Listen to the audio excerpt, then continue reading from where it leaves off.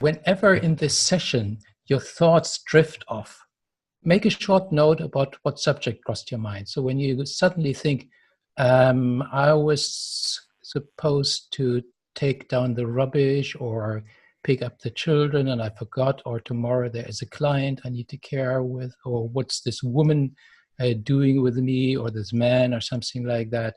Just make a little note we want to encourage you to recognize more what you're doing while you're thinking and listening and what crosses your mind.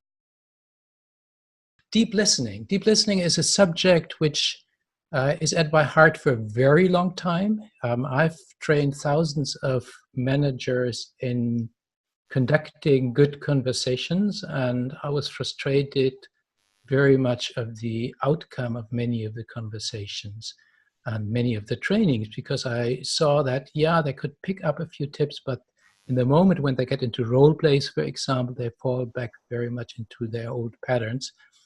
And I was really thinking about, what is this? What is this? Why is it so difficult to listen or to teach people how to listen? And then I started to think about myself.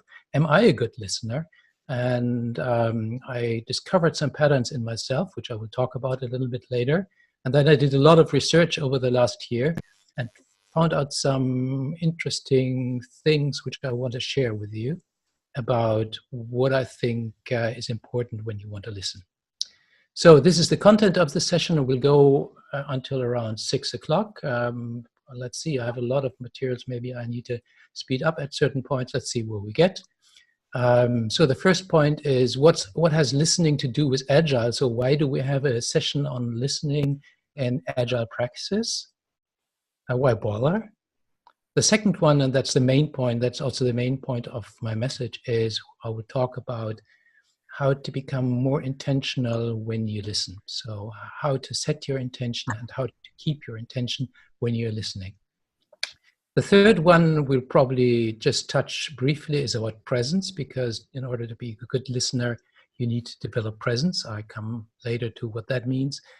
And then, if time allows, I want to talk a bit about inquiry as a tool of listening. So, I have 5 questions for you, and I would ask you if you can see the chat, or if you can find the chat in your window. Write your answer into the chat. On a scale from 1 to 10, how would you rate your listening skills? Type now into the chat. Let's see, 5, 7, 7, 7. 7 is a good number, isn't it? I mean, 10 would be, who would say he's a 10 or she's a 10? Wonderful. So I see an average of about 6, between 5 and 7. Nobody says, oh, somebody, Susanna says 8. All right, okay. No, 9.5. Okay, wow. Anna, you have to teach us probably. Let's see. And Pierre says 8. Okay, thank you. Here comes question number 2.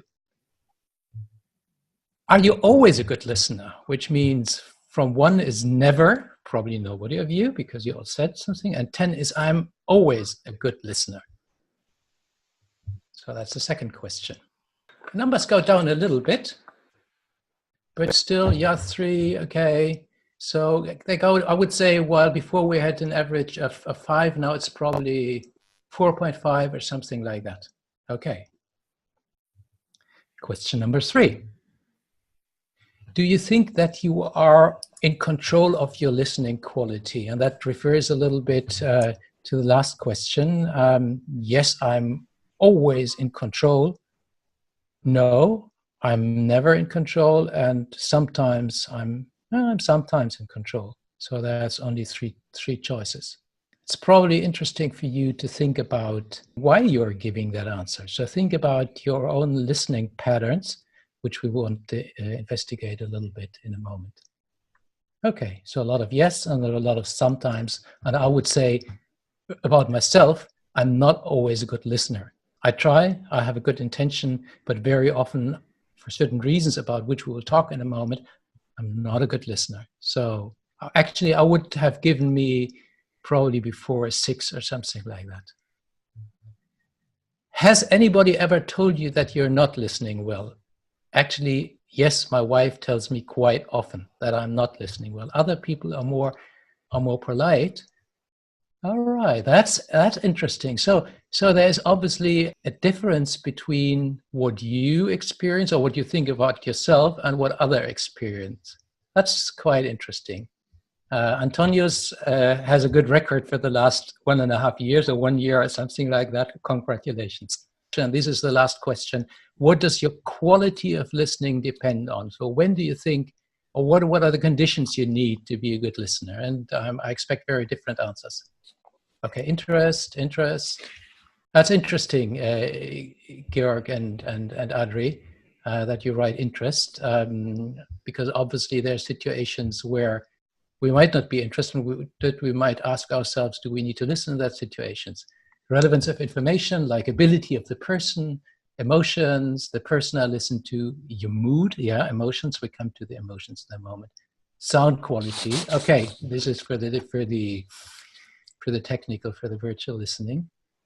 Importance of the info, my job, other demands. We often all have, yeah. And as coaches, for example, yes, we need to listen. We all know that. So, hungry. Oh, get something to eat, Adri, but come back quickly. Okay. Emma Justice, who is an American pastor who has written a book on listening, which was one of my sources, says the problem with listening is that it's so easy not to do.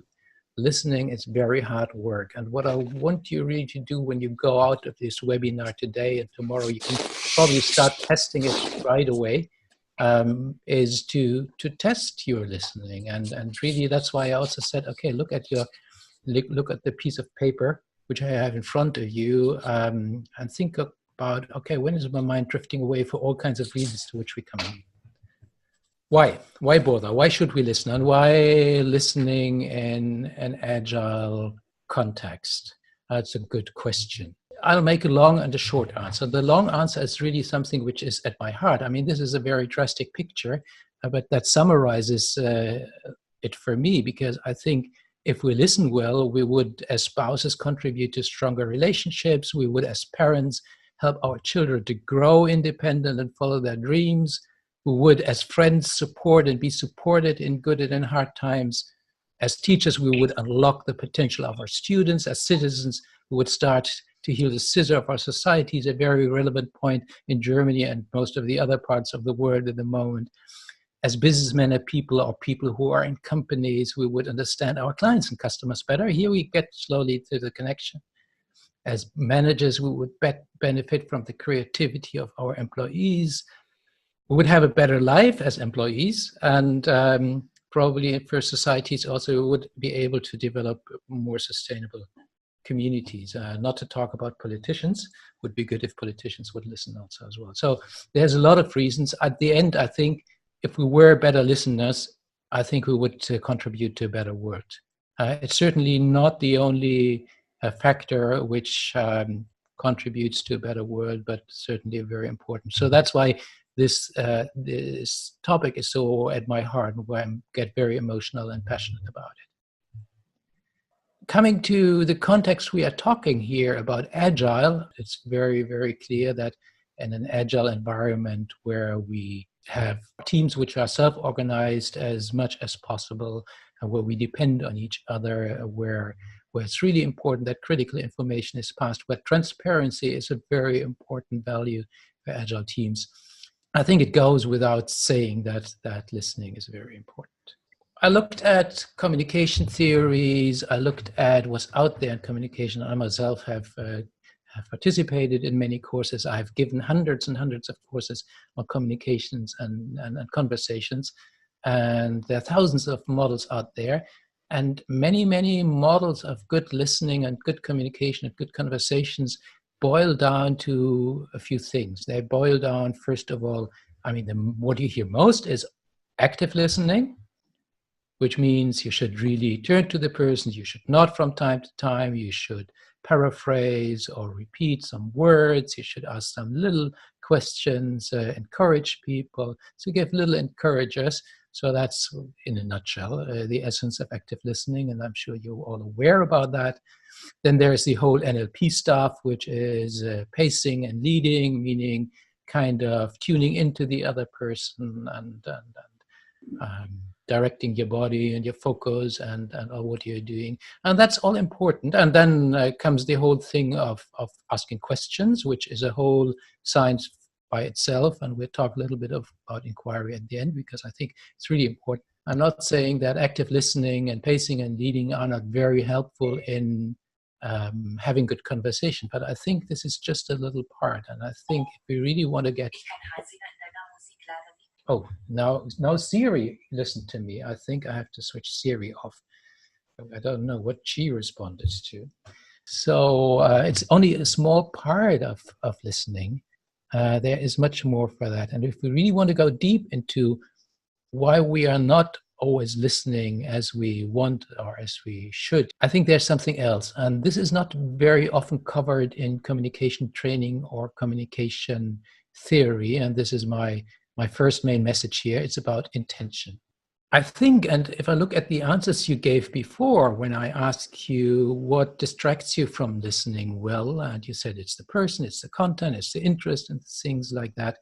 The first thing is, think about your intentions. Think about, just ask yourself the simple question before and even in a conversation: why am I actually listening? Should I listen? Is that just out of politeness, or is there a certain reason for it?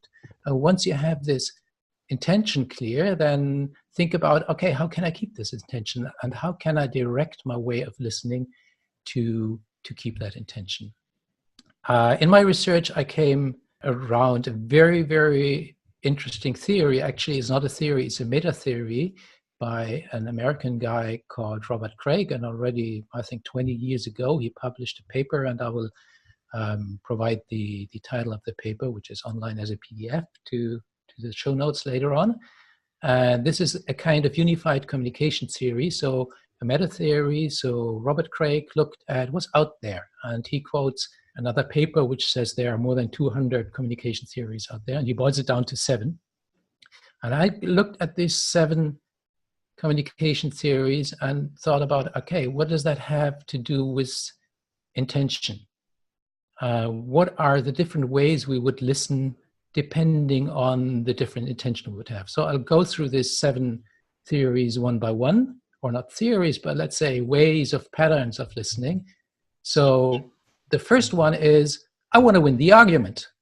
So if Pierre and I are sitting in a pub, and let's say Pierre says Olympique Marseille is the best football club, and I say Manchester United is the best football club, we probably want to win the argument. I mean, it's okay as long as the beer is good, and as long as we are not getting too emotional. We would probably not bash our heads, but I mean, we really want to win the argument. So there was two ways of listening. Well, the first one is not to listen at all, but just download and talk and talk and talk. Or if we are in the conversation mood, we would probably listen. I would probably listen to Pierre's arguments and then say, and now I have no ideas about football players of Marseille. I would say, but look at this football player. It's not very good. Or we would talk about Messi and Ronaldo or so. So I would try to find loopholes and arguments. So I would listen very carefully, particularly if it's an important conversation, to little kind of threads which I can pick up and then jump on them. What kind of liar are you? Good one.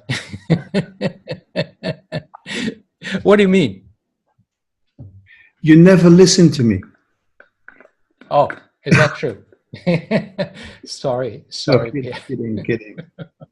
So if I have that intention, if I'm clear, I have the intention that I want to win the argument. I mean, we do that naturally. We listen to little things. But there are other conversations, and I come to number 2.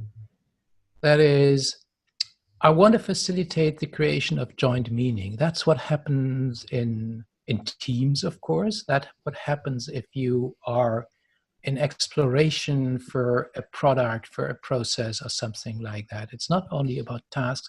You really want to understand. You really want to understand what's behind. You want to understand signs and metaphors and things like that. And I want to make sure that you're talking about the same patterns. So it's not so much about the individual word. It's not so much about the argument, but you would really look very much to patterns and see, can we really find joined meaning? Number 3, I want to build or strengthen a relationship. And that does not only refer to private relationships. You can actually run all these theories or patterns through. I often do that with people, run it through the first date you have with somebody, you met somebody. So you can run that through dating, which is a possibility, yeah. And obviously, if you are dating somebody, you don't necessarily want to win the argument. I mean, if it's really the first date, that's probably not a good strategy. You probably look for signs and try to interpret signs, but it's much too early. But you want to build or strengthen a relationship. So you look for emotional tunes. And you make sure that there's a balance between talking of both. You try to understand the emotional setup of the other person. So you're not only listening with your ears, of course, but also with your eyes, and you try to get a feeling for everything. This is the classical communication theory, the sender-receiver model. I want to make sure the other understands and ideally does what I want them to do. So I want to make sure that my message, which I want to pass, is received, which means I would really listen to how they respond. Have they understood what I said? And I might ask some questions around to test this understanding in order to make sure the other one understands. And we all know that this is, of course, there's a big gap in this. We always know that we are not communicating enough in most cases, and particularly if it's at work, but also at home. We're not communicating enough. We take little signs as a sign of understanding, and we are very often not checking that. I mean, that's being taught in basic communication courses, but it's important to understand, okay, do I now want, coming back to the first 3, do I want to create a relationship? Do I want to create joint meaning, or do I want the argument? Then probably you listen different, than you want to make sure that the other understands. That's one way. And obviously the other way around, I want to make sure that I understand. So I listen and I repeat things. I want to manifest my position, and with position this time I don't mean argument, but my position in the power game. I want to make sure that the roles are clear. I want to make sure that I'm accepted as the person as I am. I want to influence the other person on the long term. I maybe want to manipulate the other person. That's a strong word, but I really want to make sure that my position is clear. So I look more at patterns. I look how the person reacts to me. What's their body language? What's the word they use? Are they resisting to me? Are they joining my argument? So what are the signs that they give me that they are with me and that they support my role or my position as a manager or whatever I am? I want to reproduce cultural patterns. I want to see whether the person is on the same line. I mean, in business context, this is, for example, in recruitment conversations. It's very often we want to see, does this person fit into our company culture? So is that really somebody who has the same values and things like that? So we listen very much to expression of values, probably ask for them, for how they interpret behaviors which are important, things like that. And the last one is, obviously, I want to learn. I listen because I want to learn. I've got a quick question, Holger. I wonder if someone was listening to be validated, would it fit into one of these 5 listening intentions that you've mentioned? it depends on what you mean by validated. Can you expand a little bit on that? Yeah, so maybe I'm listening to feel like I'm correct in my worldview, and that I'm a valuable person in this world. Yeah. Okay, I hear two things, and let's not be too theoretical. I mean, this is, of course, just a model of me which just separates a little bit the intentions. But what you just said, I think, falls very much into the reproduction of cultural patterns. But also, I want to be heard. So it's the relationship part very, very strongly. Yeah. So what is really the problem in holding that intention? So if you're clear about your intention, why do you want to listen? Do I want to pass on information? Do you want to build a relationship? Do I want to create joint meaning, win the argument, and so on and so forth? So why is it so difficult to hold the intention? And I'll come to my second point now, which is presence. We all have a different skill set in keeping our presence. Some of us are good and some of us are not so good. It depends very much how grounded you are, how much you can really control your mind. Let's give a definition of presence. And for me, presence is the ability to hold your attention for the other person without losing your own focus. And that's quite interesting because in a conversation, and in the moment we're talking about a one-to-one conversation, but you can also relate that to group conversations. And you do that in dialogue, you do that kind of exercise very much where you try to keep presence in a group. But here, let's stay for simplicity in a one-to-one conversation. So you want to hold your attention for the other person. You want to make sure that you are really with the other person as much as you can be. And at the same time, do not lose yourself. Do not lose your focus. Do not lose what's important for you in the conversation.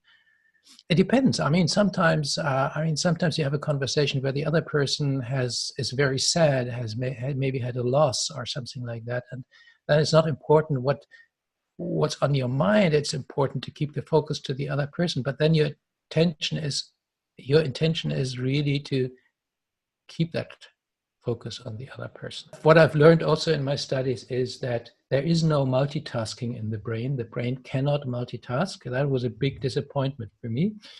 But it's very clear that the brain only works sequential, which means we have to get good and train ourselves in jumping back and forth and back and forth and back and forth, keeping the attention on the other person, but do not lose our focus, or at least make sure we can come back to our focus, come back to what's our purpose, come back what's important for us. And it happens to me very often when I'm in conversation with people who are extremely extrovert, who are great talkers. Then I lose myself and I just get into all kinds of thoughts. I try to listen to them, then I think, oh my God, what they're talking about, and why can't they stop, and all this kind of thing. So that's a very difficult situation. So training that and observing yourself in a conversation, where am I now? Where am I now? Am I listening? Am I thinking about what I want to say? Am I asking questions? And we come to the questions in a moment. It's very important. So here are my archetypes for bad listening. And that's 4, and probably there are more. And think about which one refers to you more often. I think most of them refer to all of us. They happen all of us, and I'll explain them in a moment, obviously. Let's start with number 1, which is the hyperactive vagabond. And I'm really guilty of that. 1,000 things in my mind, constantly going back and forth, and I have difficulty sometimes to focus because, I have always ideas, things to do, things to consider. So even if I listen to music, or if I'm in the movie or the theater or something like that, it happens to me that 1,000 of things go through my mind. So I'm really wandering. My mind is wandering around. Second of all, and that also refers to me, is the hungry soul, which means I want to be heard. I had actually a couple of stories last year which prompted me to do this research. And one of the stories was that I met an old friend of mine who was very close to me around the age of 20 something, and even before, let's say from 15 to 22, 23, and then we lost connection. And I hadn't seen him for more than 30 years, and suddenly we got reconnected, and since then we have met a lot. And he's extremely extrovert. He's always talking about what he does, and what he has experienced, and has always a nice example and things like that. And then he had personal problems, health problems, and relationship problems. So he had really had a lot of things to talk. And I got crazy. I got crazy at the first meeting right away. The first was only a short coffee, but the second meeting I got really crazy and upset with him. And I told him afterwards, hey, you haven't listened. And he said, yes, I did, and so on.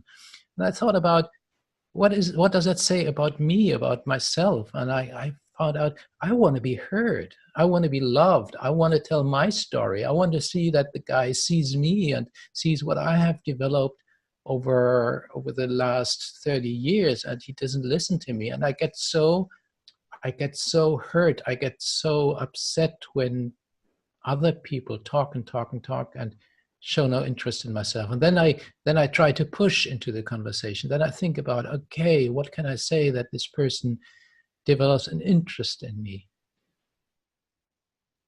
The third one is the omniscient narrator. That's the person who has always stories to tell. Like my friend who I just talked, has always stories to tell. And if you have something, he has always another story to tell. So these are the typical extroverts who can talk for hours and hours and hours, and if you don't stop them, that wouldn't end. Unfortunately, I, as a good communicator, I then ask questions. It just happened to me some weeks ago. There was also a guy I haven't met for 20 years, same story, and he talked a lot. We wanted to do business together. He talked a lot, and I asked him a lot of questions. And then the next day, I told him also, what was that? You were not listening. Oh, you were talking all the time. I said, yeah, but you asked questions all the time.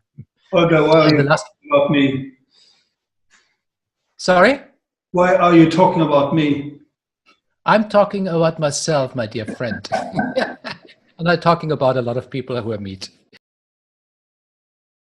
And then there's the tireless lobbyist who always wants to pull you on his side or on their side, who always wants to win the argument. And so you're always thinking about, okay, what has the other one said, and then preparing the next argument and things like that. So think about next time when you're not listening well, what's in my way? And then try to calm down a little bit and think, okay, is that really necessary in the moment? Is it now necessary that I want to be heard and loved, or can I get that another time? Is it really necessary to win the argument? Is it really necessary to give another example of what I have, nice things I have experienced? Do I really have to prove myself?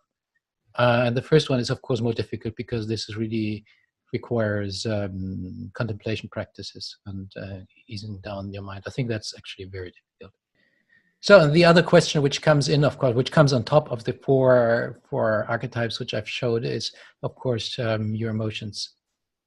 Because as Antonio Damasio, one of the most important and most popular neuroscientists of our times, says, we are rather feeling machines that think than thinking machines that feel. If you just know a little bit about neuroscience, you know that there's this little thing which is in red here in the middle of your brain, which is called the amygdala.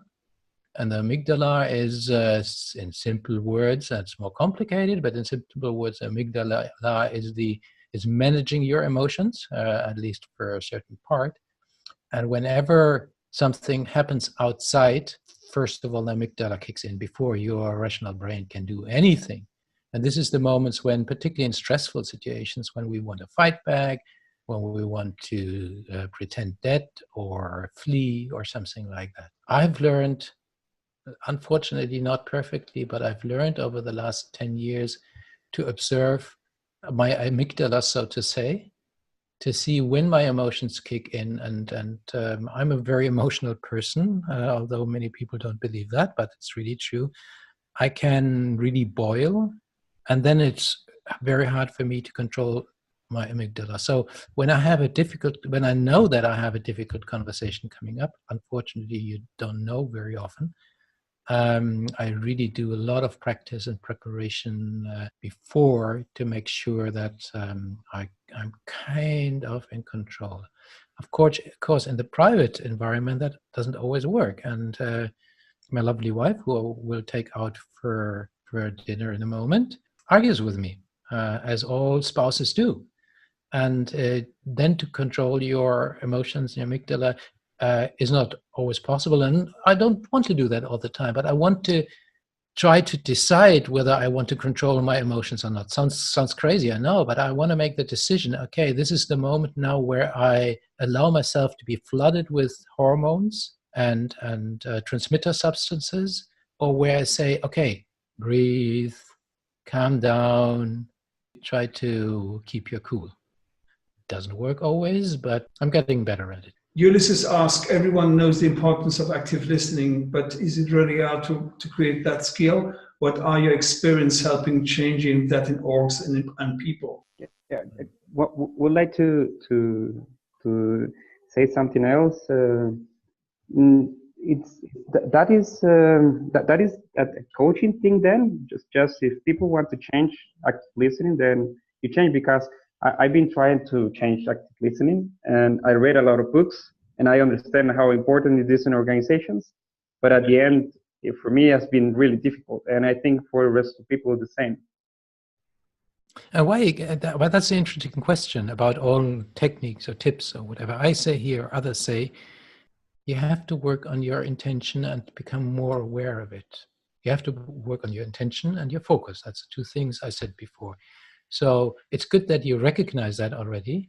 So what I would ask you to do, Ulysses, is in the next conversation at which you are, first of all, start with focus.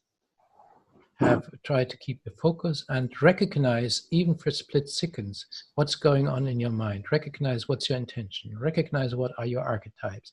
Recognize what's going on through your mind. And it's possible. It's possible to do that in a split second and go back to the other person. Even my experience is when I do that and observe my own thinking patterns, that I'm getting better at listening.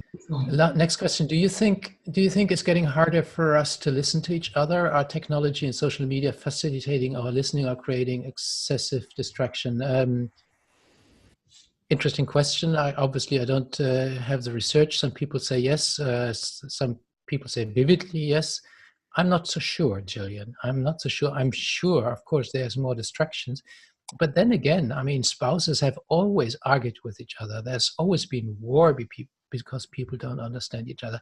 I think these archetypes which I presented have all been there. And maybe it's not good. There's this additional distraction, but I don't think it's the main thing. And I meet young people who are 30 years younger than I, who are great listeners. This is a wonderful model which I get from my teacher, Robert Dilts. And he has this coach model which says, am I centered? Am I open? Am I aware? Am I connected? And am I holding? So am I centered on myself? Am I open to listen? I'm aware of what's happening in myself and around me.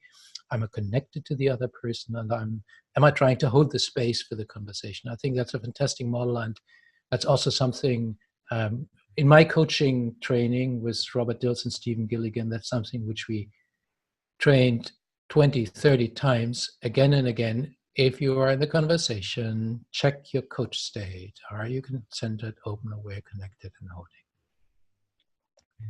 Next point and last point, and I'll go for another 5 minutes or so, which is inquiry. And inquiry is a big field, so I can't just scratch the field, but I've done also some research and developed some new tools. By the way, I've written 5 articles on LinkedIn.